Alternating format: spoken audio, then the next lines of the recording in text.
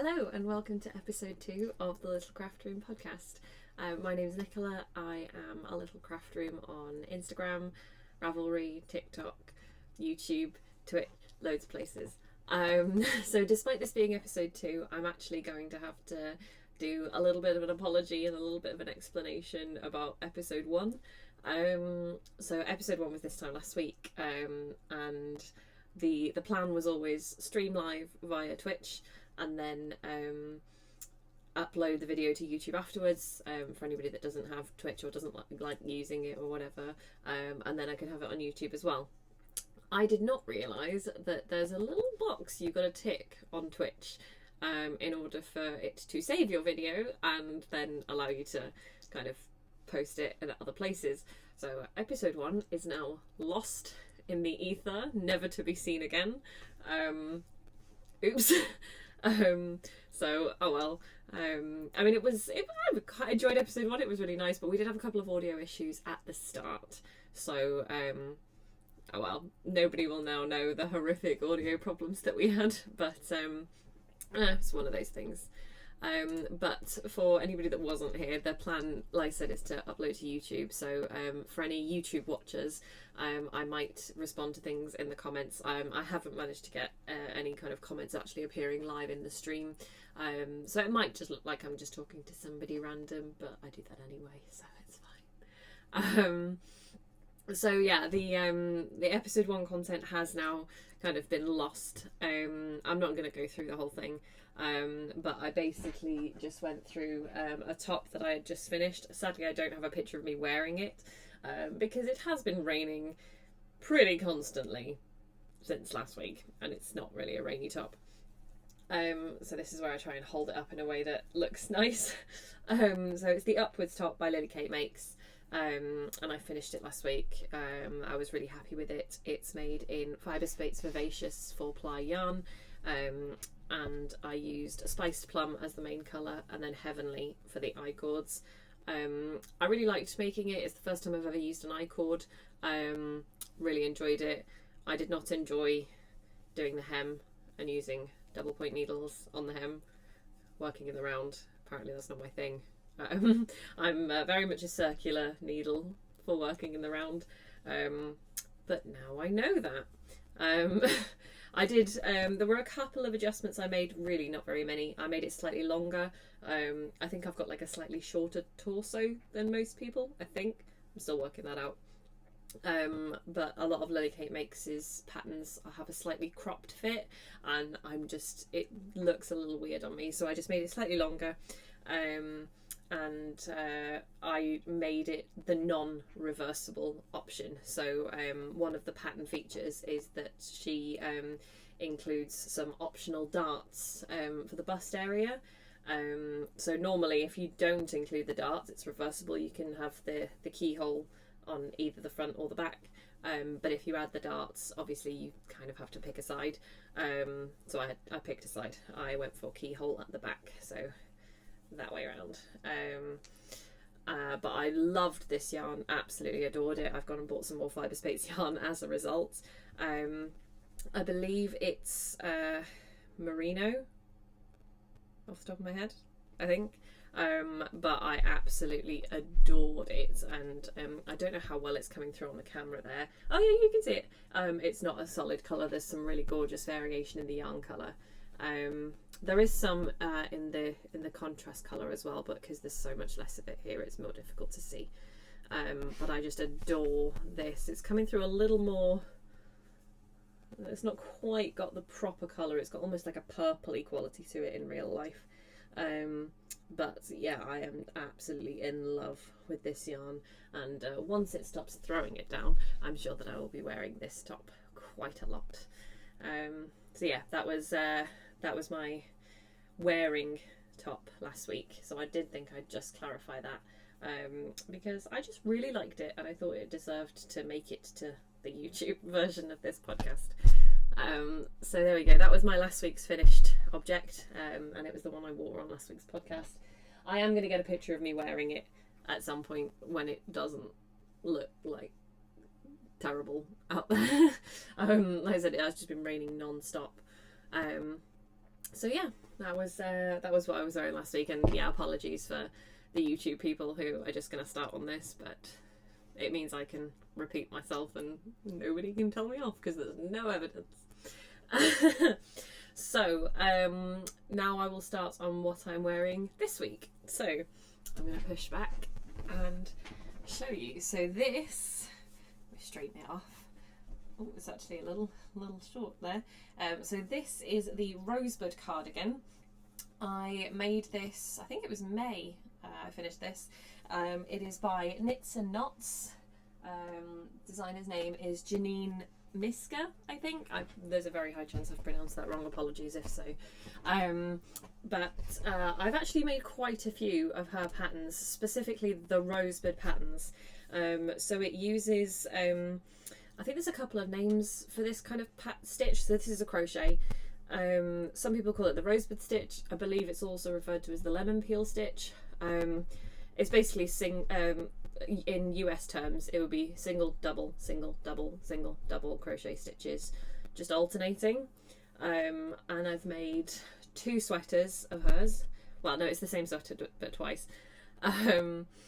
Now I've made this, and I've also made the Rosebud poncho. That was a present for my sister for her birthday last year. But this is actually from her book, which is Modern Crochet Sweaters. There's actually quite a few patterns in here that I think I do have on my list. Some really gorgeous stuff. But yeah, this was one of the ones that she used to kind of promote it, because she did a crochet along. I said I'm pretty sure it was May. I think it was May. So yeah, this particular sweater was part of a crochet along. And I did actually do it. I've never done a crochet along before. But I thought, you know what, yeah, I really wanted to make it. I thought I'll do my first ever crochet along. But there's just some really nice patterns in here. Like I wouldn't mind making that one, what's that one called? 50 Below. And there is another one that I really quite liked in here. Was it at the back? It might be at the back. So there you go, that's the, well, there we go, that way. That is her version of this Rosebud cardigan. I made mine slightly longer. Like I said, again, maybe slightly shorter torso than most people, but I really prefer longer tops. I don't like a drafty back, so I don't like anything that's gonna kind of sit just above a waistband and get really cold on my back. So I quite like having something that's a little longer. So I made mine quite considerably longer. She did have a second option as part of the crochet along, which was like a really long one. But I thought this was a suitable length for me. So this, I actually made this in Red Heart soft classic yarn in the colour Rose Blush. Now that is an acrylic yarn, and I know that a lot of people have a lot of feelings about acrylic versus natural fibres. I think acrylic has its place. There are some things that I would not want to use like really nice, really expensive yarn for. Also there's kind of an affordability issue. And for example, apparently I've got audio coming through twice now. Apologies.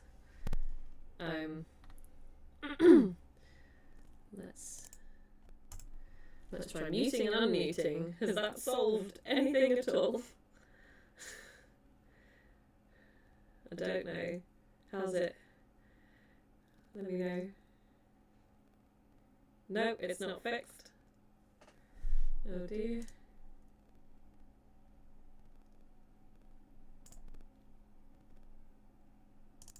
Okay, how about now? I don't know whether you can hear me. Apparently I've got 2 microphone streams going through, actually. Why do I have 2 microphone streams? Okay, it's fixed. Okay, I'm just going to leave it then. Sorry. I'm hoping that wasn't as bad as the audio problems that we were having last week. Yeah, anyway, acrylic yarn. Yeah, there's a lot of debate about acrylic versus natural fibres. Obviously there are some very good points in that acrylic is, you know, it's bad for the environment to use plastics if you don't need to. Natural fibres are better for the environment. But for this particular project, I really wanted a bit of a kind of a lazy throw-on cardigan. I wanted something I wasn't going to be precious about.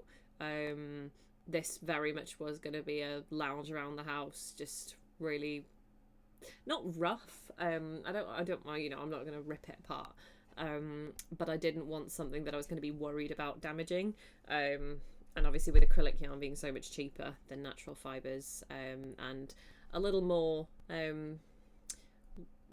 don't want to say a little more robust, just easier to like wash and things like that. I went for an acrylic. I've never used Red Heart before either. It's all right as far as acrylic yarn. Acrylic yarn's not my favourite, but actually as far as it goes, I'm quite happy with it. It has started to wear a little bit. I'm not sure, you can see a little bit there on the bottom of my sleeve. It started to kind of pull out a little bit, which is, it's not the end of the world. Like I said, it was always supposed to be a bit of a lazy, not bothered if it gets a little scuffed or whatever. And I've worn it quite a lot actually. I do throw this on quite a lot. I've been wearing this all day. I wore it to town earlier to go and get coffee. So it's very much doing the job I wanted it to. And as far as affordability is concerned, it was a lot cheaper than it might have been if I'd gone for some really nice quality wool. So I made a couple of adjustments. So like I said, I made it slightly longer. I also added the buttons, so stand up again. So I think the button band was a part of the original pattern. Where are we? Okay, yeah, so the band was part of the original pattern, but the buttons and the buttonholes were an optional extra. The other option was to have like a tie around the waist. I'm not much of a tie waist kind of person. I kind of reserve that for my dressing gowns. So I went for the buttonholes. It was just, skip a few stitches, and then chain and add those, restitch those later. I think the only thing I'm a little annoyed about, and this is just me being me, is that I haven't done it centrally to this button band. I think personally, if I was to do this again, I'd just a little bit that way, but meh. I'm not. Like I said, this wasn't one that I was going to be hugely precious about. So yeah, I did buttons instead of a tie waist, but I'm really happy with it. And it's actually, I think that's the first time I've tried crochet buttonholes, which is weird considering how long I've been making crochet garments. But yeah, I think that might have been my first attempt at buttonholes. I mean, like I said, it wasn't particularly difficult. But yeah, so the Rosebud Cardigan by Knits and Knots as part of the Modern Crochet Sweaters book. And she's really size inclusive as well, so she goes all the way up to 5XL for all of her sizes. And then there's just like a little guide at the back to reading patterns for anybody that's not quite used to it. So if you're like kind of a video pattern person, if you're a YouTube kind of crocheter, and you're not used to reading patterns, she's got a little guide at the back, which is really nice. So I would recommend that. Like I said, there's a few more that I'm planning on making at some point, but my list is rather long, so if and when we finally get to them, who knows. So I've actually been doing a lot of kind of different projects this week. I've been working on the jumper that I showed last week, which I'm going to show again because it didn't work. So I've been making this for my dad for Christmas. I'm making it in West Yorkshire Spinners, and like a tealy colour, which I'm absolutely adoring. In fact, I do have it here. Why not? Let's show the colour. So I've been working on this one, getting quite far actually. Is that the back? Yeah, that's the back. There we go. So that is where this jumper is currently. I'm well aware that, like I said, it's for his birthday / Christmas, which are within a week of each other. But I've got a lot of Christmas presents that I'm planning on doing, so starting in August is definitely the way to go. I also decided to do something that I totally copied off the Knitting Traditions podcast, and I'm not even sorry. It's a really good idea. So what she does in her podcast is whenever she shows an object that she's working on, she adds a little stitch marker, and then she can show how much she got done since last week. Now mine is not very much. So there's my stitch marker, and that is how much I've got done since last week. I've been working on other stuff, but I really liked that idea, so I'm gonna do that. So that I've been doing some work on that. We've measured it on him, and it's fitting really, really well so far, which I'm delighted about. I did have to change needle sizes on this because when I did the gauge swatch, it wasn't quite right. It was really, really close, but it wasn't quite there. So I think I went up a needle size. Yeah, I think I went up a needle size. I think recommended is 5, and I went for 5.5. So we tried it on him a few weeks ago, and it was perfect. Brilliant. But I used these Knit Keeper cords. For anybody that's not used these, I would highly recommend. They're amazing for trying on knitwear if you're kind of part way through. So you just attach them to the ends of your needles. You have to give them a bit of a wiggle, and they kind of work like those finger trap things, where like the if you pull on them, it kind of sticks a little bit and won't let go. So you attach them to the ends of your needles, assuming you're working on circular needles. If you were on double points, this would probably be a real pain. So now, let me try and show you this. So now my needles are kind of attached with this lovely great thing, and if you try it on now and your yarn slips off the needles, it stays on here. So you get the stretch of the knitwear without panicking about losing your stitches off the needles. I bought these in March. These are from the Blue U. These are from the Blue U, and they are so worth it. They've been a lifesaver. Every piece of knitwear that I've had since then, I've used these to try them on, and they are invaluable. So I would highly recommend getting some Knit Keeper cords if you are someone that makes garments a lot. That is really not as tidy as it was before, but I'll sort that out later. And they come in a little tin to keep them in. There's a couple of different ones in there, different lengths. And I think you can get different thicknesses as well, depending on the needles you're hoping to use them on. Like that fit okay on a 5.5 mil. It was a bit of a wiggle to get them on. Obviously, the smaller the needle, the kind of more comfortably they fit on. But because they're silicone, there's a bit of stretch in them, so it works really well. So I've been doing a minuscule amount of work on this. I'm going to reposition my stitch marker. Like I said, it's a bit... I think I did like 3 rows. I've been doing a lot of work on something that I'm not going to be showing because it's another Christmas present. I don't know if this person will be watching this at any point, but on the risk that they might, I'm not going to show it. But I will say that I have been using Shepyez Metropolis in the colour Krakow, and I am really enjoying it. This is a really lovely yarn to work with. It's a knit that I'm doing. Sorry, crinkly plastic. Let's get that out. There we go. So I have been using this. I'm going to get rid of the single... That was the single malt sweater, by the way. So yeah, I've been using Shepyez Metropolis in the colour Krakow.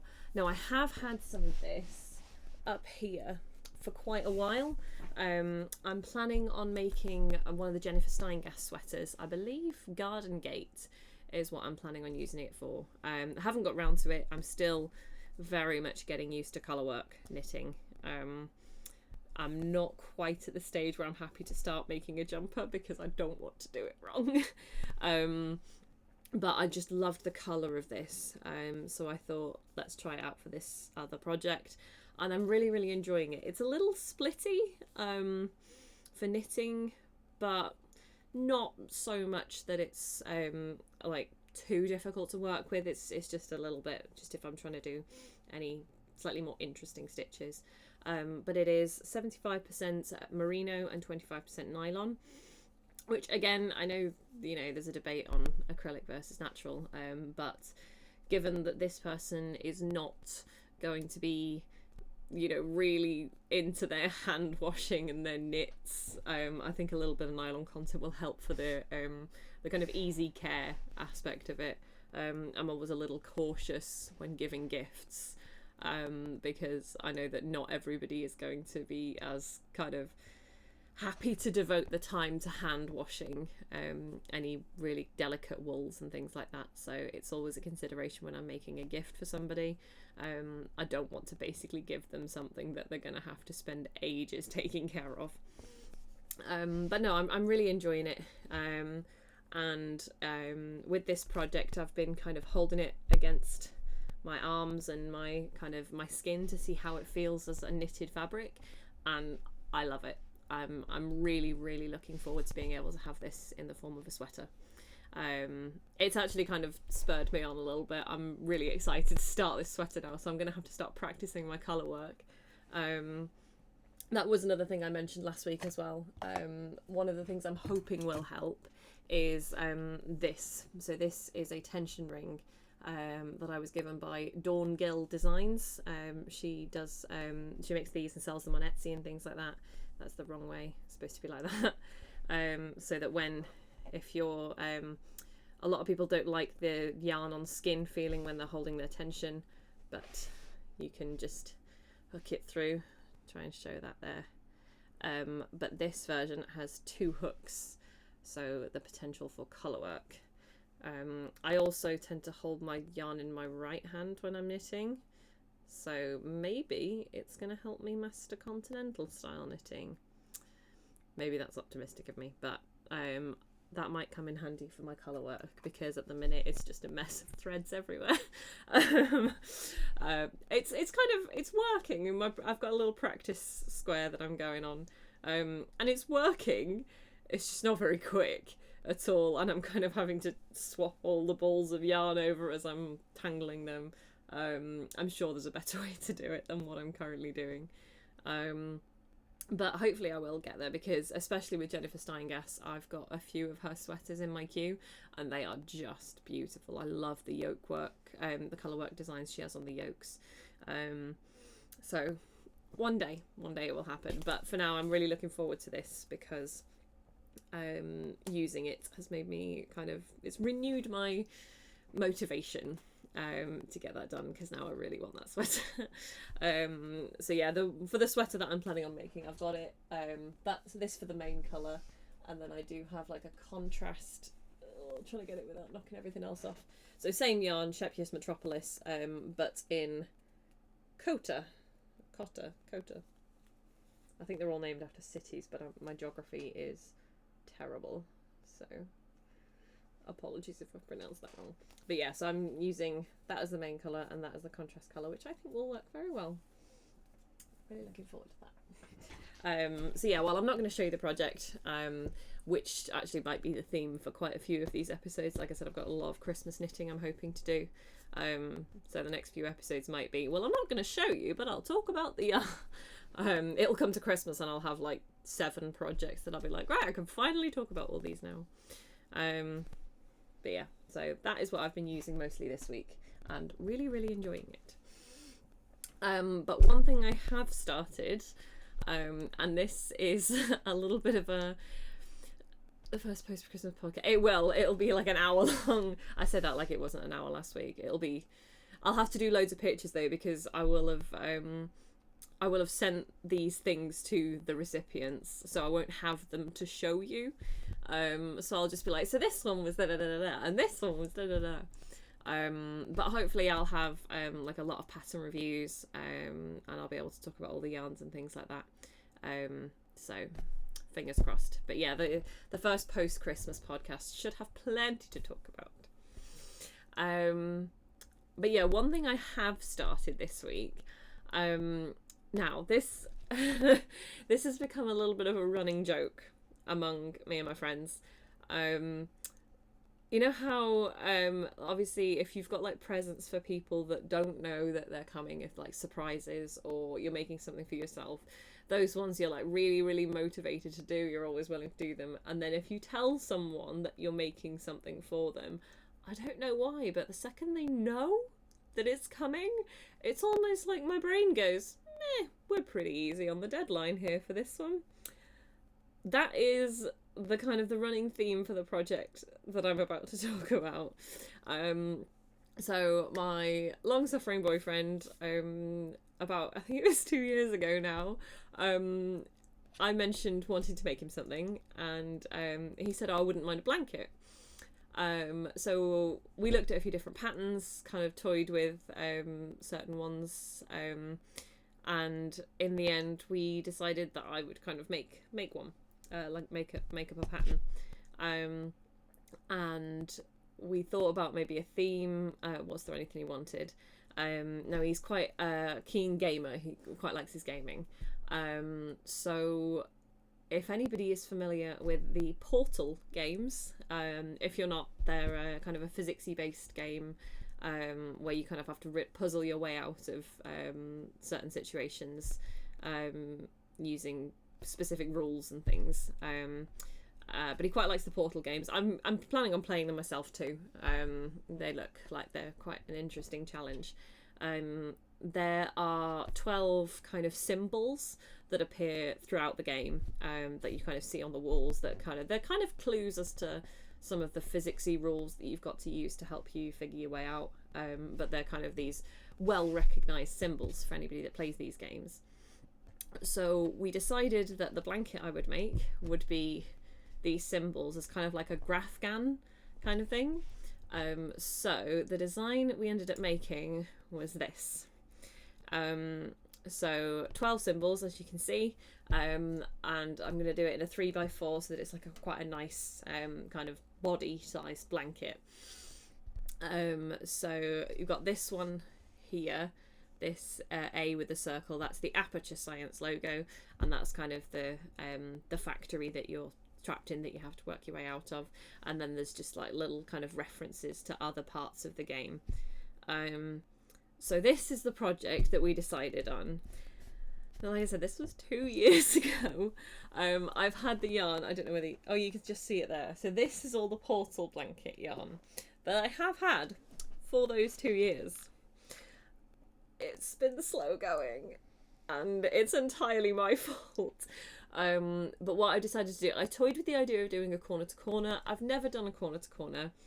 I did a couple of swatches. I don't know, I wasn't feeling it. I know a lot of people really, really like corner to corner crochet, and maybe I will get into it another time, but I don't know, I really wasn't feeling it for this blanket.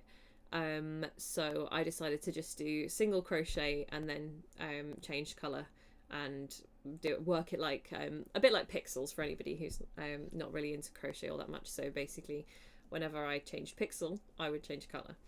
And I've drafted this up on is it Stitch Fix? I think it's stitchfix.com. Oh no, I don't think it is Stitch Fix actually. Stitch Fiddle. I knew it was something like that. So stitchfiddle.com is really, really good.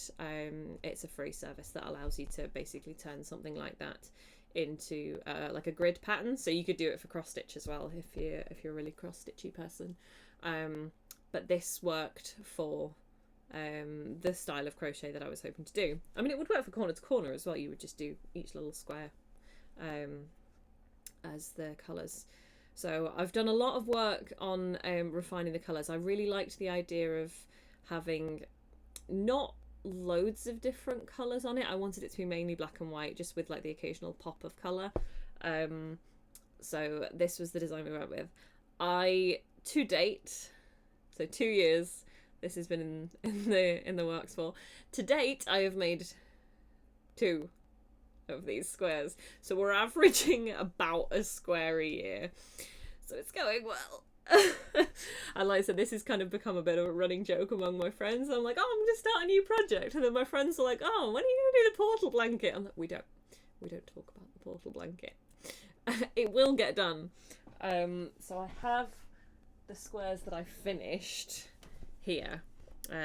You'll have to excuse some of the ends have not been weaved in yet. He's been very patient. He's been very patient. Actually, he hasn't brought it up nearly as much as he could. It's only just the odd comment every couple of months or so, and he's like, is my blanket going to be ready? Yes, it will be ready. I promise. It will get there. I'm so sorry. So this was the first square I did, which I was really chuffed with.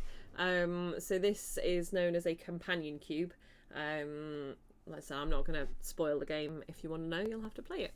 But that was the first one I did. So I was actually quite chuffed with the way that turned out. The only problem I had was that I worked out my gauge a little wrong.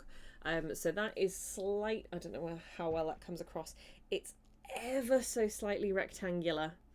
Not quite as square as I'd like. So I am going to have to just add like a little section on the top and the bottom just to make that a square. Because I've done all my calculations based on squares. But I think I recalculated that for the rest of them. So all the other ones should end up being squares. It's only going to be this one that I'm going to have to just add to. But no, I was quite chuffed with the way that turned out. It was quite neat. The lines were pretty well defined. And I hope that if you know Portal, then that would be a recognisable kind of symbol. So that was the first one that I did 2 years ago. I did another one over Christmas last year. So square number 2, and like I said, apologies, the ends are not sewn in. Which way around is that going? That way. I did that Aperture Science logo. It's alright, all the ends are on the back, so it's fine. That one, I don't know how well it's coming across. It is more square. So that one, I think when I recalculated my stitch count versus row count, I think I did that a little bit better the second time once I had one square to work off. So this was the Aperture Science logo. This one was a bit more of a pain to do, purely because that one had a lot more kind of big blocks of colour, so it was a lot easier to work on. I was carrying the threads underneath on that one as well, so crocheting over the white while I was on the black, which did work, but I don't know, it got a bit thicker because I was carrying the thread that was running underneath. So I tried to change it up a little bit for this one, and I was much happier with it, so I'm going to stick with that one. So yeah, it was a little more tricky. I had a lot more threads on the go at once, but I think it worked out, and I said I'm quite happy with the way that one worked. So that is the Aperture Science logo.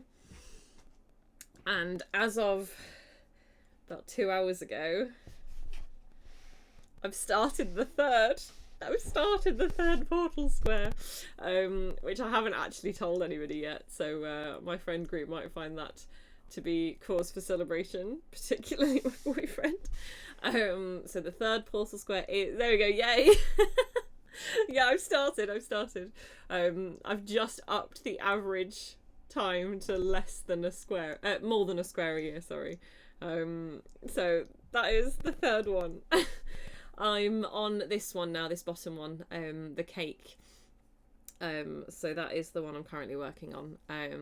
When I put the design into Stitch Fiddle, it did really, really well, but because I've gone from quite a detailed picture, some of the lines aren't as clean as I would like them to be. It's added various shades of grey to some of the lines, so I did have to just tweak it slightly, which is fine because actually, like I said, Stitch Fiddle, I sound like I'm on commission for them or something, but it's really customizable, so it's really easy to kind of upload a picture. You'll get the base design, and then you can just refine it. So this is the latest one I've refined, is the cake, and we are one row in. Just checking I have added it to my counter. So we may get another Portal square. Like I said, I was working with several different threads, so I was basically winding them up into their own little teeny tiny balls, so that I wasn't working with full size balls of yarn, trying to flip them over and then rearrange all the balls. I thought that just sounded like a horrific way to go about it.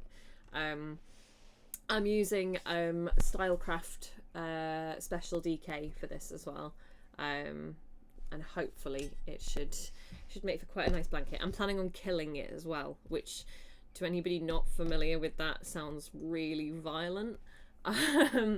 But basically, once you've finished a project, one of the things that is, oh, hello, oh, New Zealand, wow, that's really cool. I've made it to New Zealand. Hello. Yeah, for anybody that's not familiar with the blocking process, once you've finished a project, especially if it's kind of a natural fibre, one of the really good things to do is to soak it for 5 to 10 minutes and then pin it out flat. It relaxes all the stitches and just kind of evens it out and makes it look neater. So I've been doing this with these squares. One of the things that we have decided to do is to kill the yarn.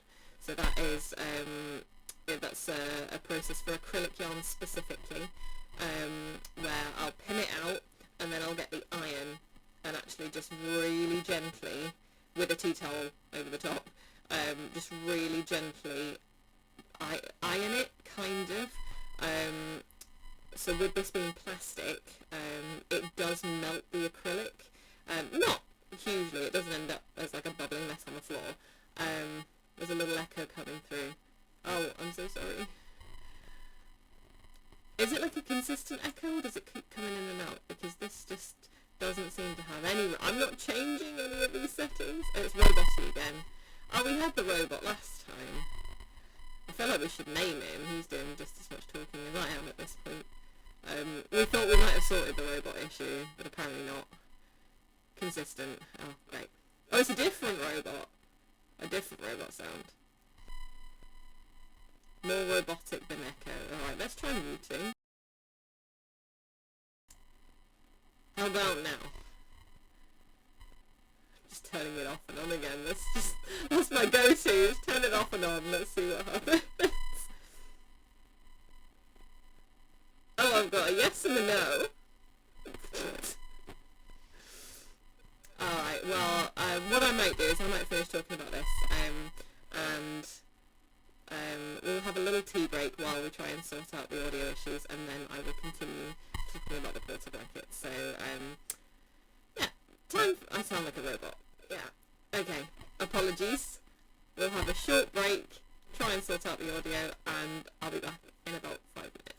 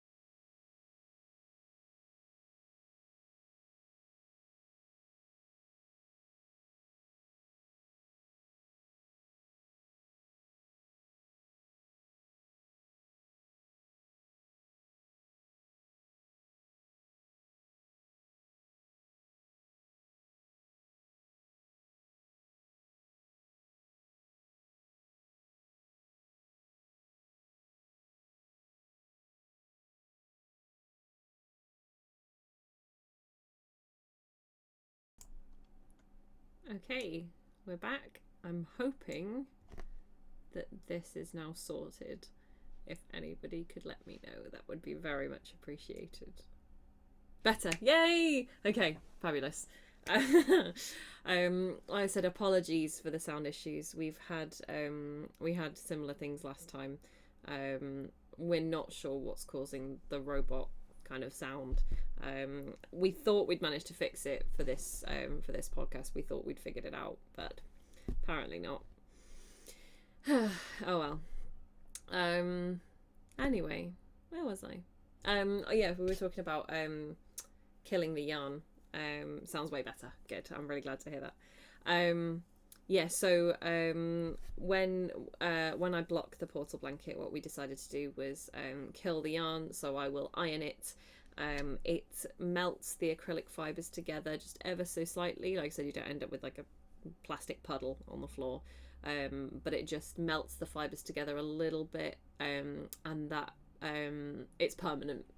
So a lot of blocking is not permanent, and you have to kind of pin it out again if you wash it. But killing the yarn is permanent, and it does change how the yarn feels. I quite like how it feels after killing. It's sometimes like a little thinner. It's definitely drapier. I don't know, something about maybe the fibres melting together just gives it a little bit more of a drape. But I quite like it, and for a blanket you kind of want something that's going to fall nicely around you. So I did a little sample and killed it, and we decided we quite liked that. So I will be killing these squares, yeah, so I'm making each square individually. Will I kill them individually and then do...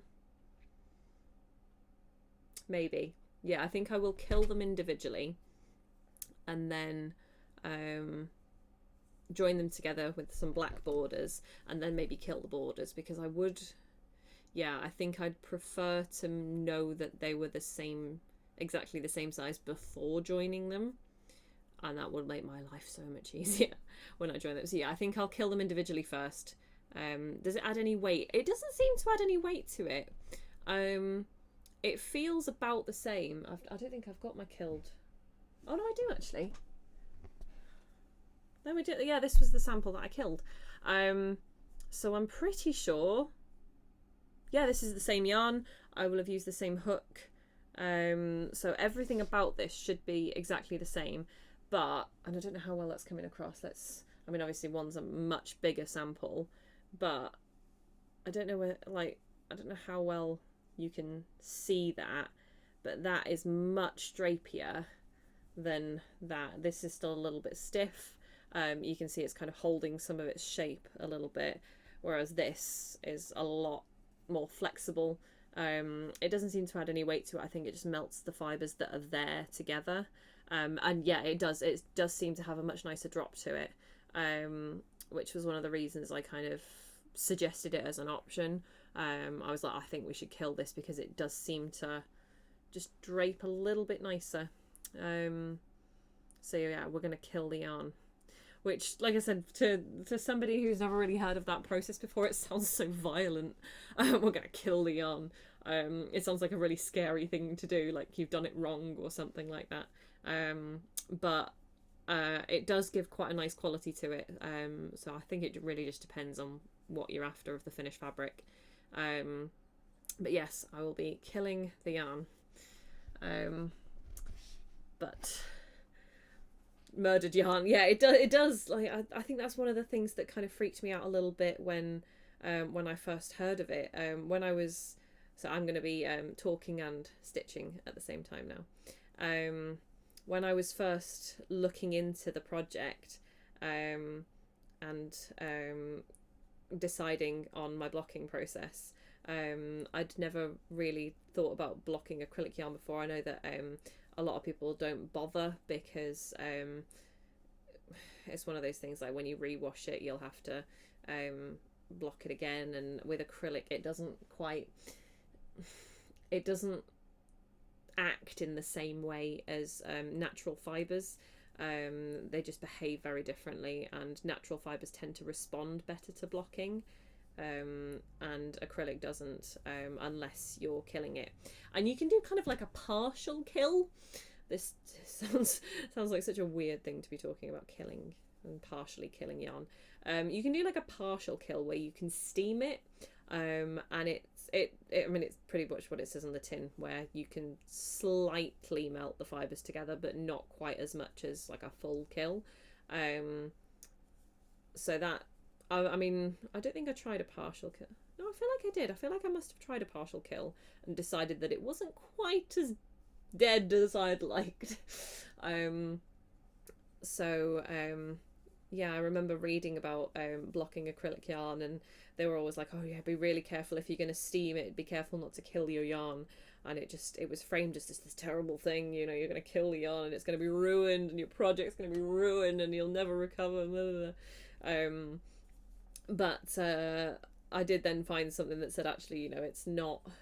Oh, apparently we're only getting left pieces through. If you go to mic settings, I don't know where mic settings is.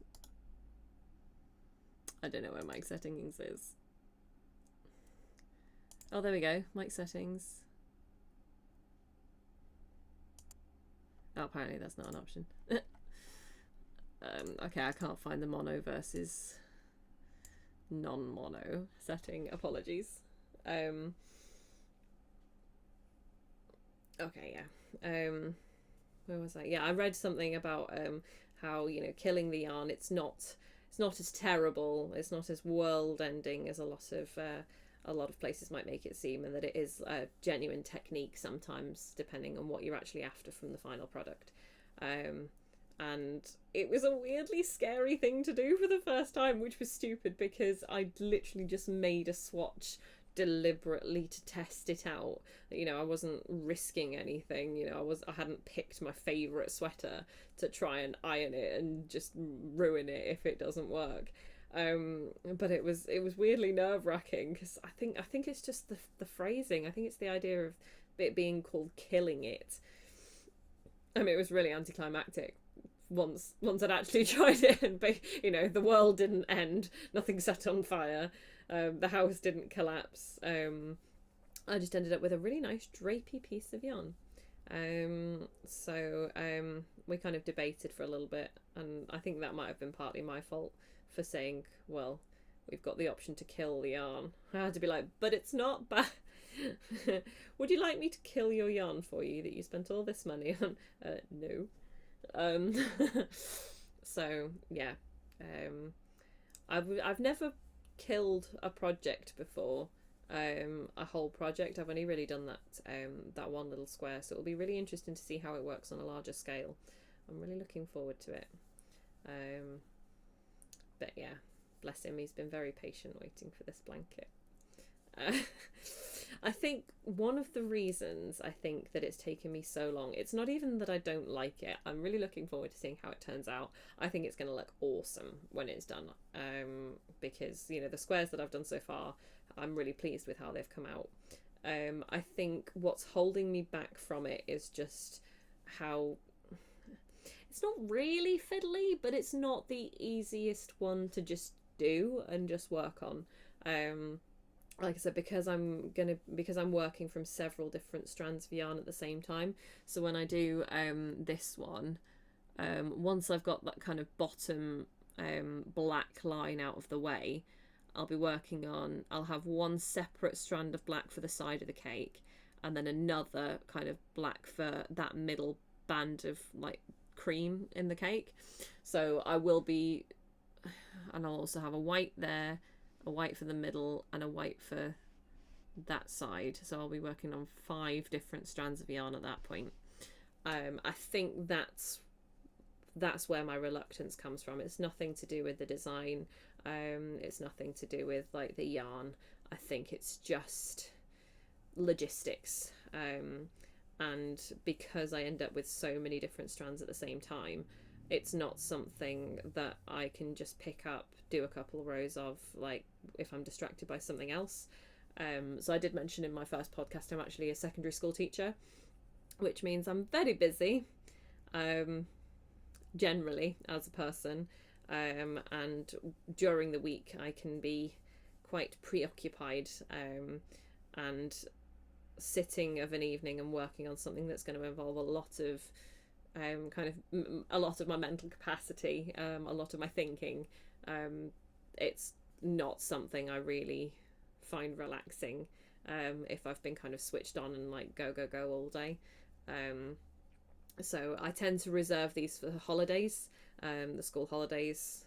The last two both were a Christmas holidays project, and I did decide this year, when it became clear that this was taking longer than it should, I did decide I would make one in another holiday, as well as my usual Christmas holidays one, of course. I decided I would either make one of the Easter holidays or the summer holidays. We're nearly at the end of the summer holidays, but I have done it. I have done what I promised that I would. So I'm hoping this will be done by the time I get back to school, but I've got a lot of crafting on the list at the moment. And like I said, this isn't really a portable one. This isn't really one I can take onto the bus or anything like that. Sorry, that click is my row counter, which I did mention last time, but given that this is going to be the first one on YouTube, if anybody knows of a nice click row counter, like a pretty one, please let me know, because this is not the most attractive thing to be wearing around my neck. It's very handy, and the fact that it goes around your neck is wonderfully convenient, but I do leave it on quite frequently. Left it on yesterday. I went to my exercise class wearing it, and I mean, thankfully noticed before I actually got going, because this is an exercise class where you don't want to be wearing any jewellery or anything. It's kind of like circus acrobatics that I do. I take every single bit of jewellery off. I don't wear any rings, no piercings, nothing, because I'm so worried about catching them or ripping them out or something really horrific like that. So it didn't make it actually into the class with me, but yes, I wore it to my aerial class. I've worn it to the doctors. I've worn it during lessons. I just completely forget that I'm wearing it. Which, like I said, I wouldn't mind so much, but it looks like one of those kind of medical alert necklaces. Like, it looks like one of those things that tells you I'm a fall risk or something like that. So if anybody knows of a really pretty, like, click counter that I can wear that won't look quite so daft, please tell me. And maybe one day. I'm basically just making excuses. Can you see what I'm doing? Instead of fixing the problem and taking it off, I'm just deciding to make it so that I'm wearing one that I don't need to remember. This is not how I should be solving my problems. I'm basically just making it easier for myself to not bother. But yeah, it's come to the point now where if I go out for lunch with one of my friends, I'll turn up and they're like, Nick, you're wearing your stitch counter again. They're just so used to it at this point. But yeah, my memory's terrible. It really is.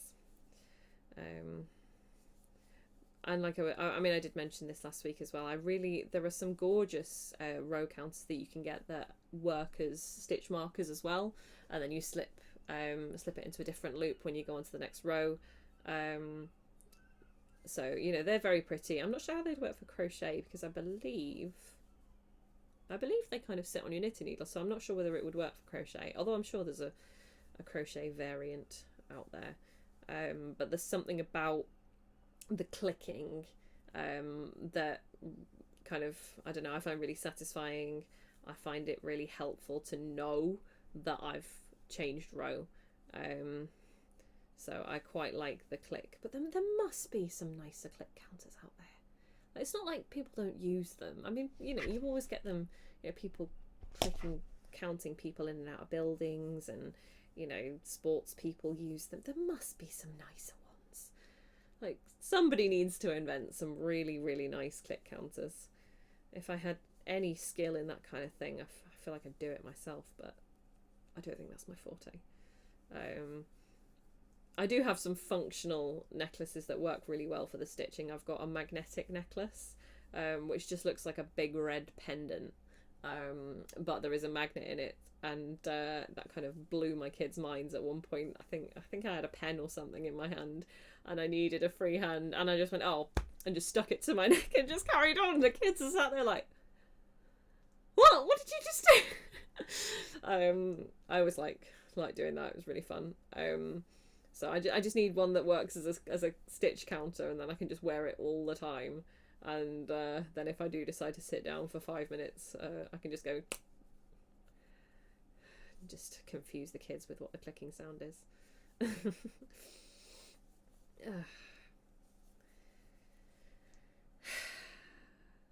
We're nearly at the end. Gosh, I've been going for nearly an hour again, to nobody's surprise. I don't think anybody's going to be surprised about the idea that I can just witter on for an hour about anything. But yeah, no, as Lewis said earlier, the post-Christmas podcast might be like a bumper edition, because it's going to be full of all the projects that I've been refusing to talk about for months. But I'm hoping to kind of keep dipping into other projects, so I'll still have some things to talk about.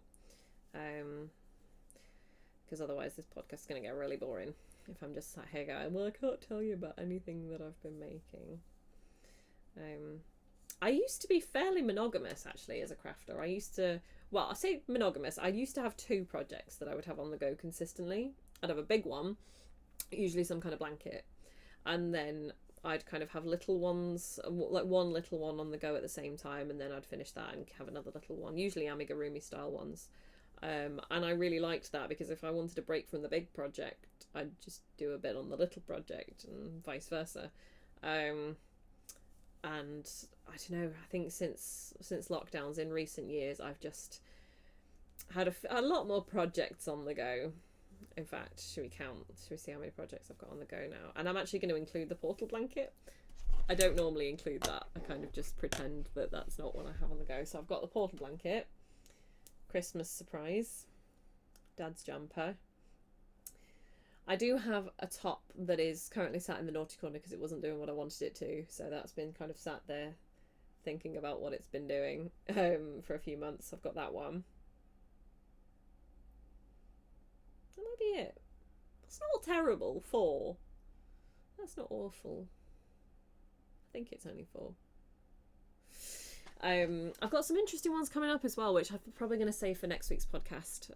I do need to check that the person that I'm doing it for is okay with me talking about it on the podcast. But yeah, I've got an interesting project. I'm quite looking forward to exploring it. It's not something I've done before. There you go. That's cliffhanger as far as crochet cliffhangers go. Cliffhanger for next week, I think. But yeah, thank you so much for joining me. Hopefully this one will actually work and go on YouTube, even with the slightly dodgy sound. Hoping I've just done it right this time. We'll see. I'll get there eventually. But yeah, thank you so much for joining. I've really enjoyed it. Thank you to everybody who's been messaging me in the comments, and I will see you next week. Bye.